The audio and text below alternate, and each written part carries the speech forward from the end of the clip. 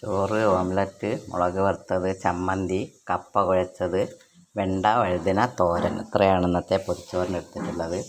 പാത്രത്തിലേക്ക് തോരനും മുളക് വറുത്തതാണ് എടുത്തിട്ടുള്ളത്. പിന്നെ പരിപ്പ് മുളീഷും എടുത്തിട്ടുണ്ട്. ഇത്രയാണ് ഇന്നത്തെ ഊണിനുള്ളത്. രാവിലേക്കുള്ളതാണ്.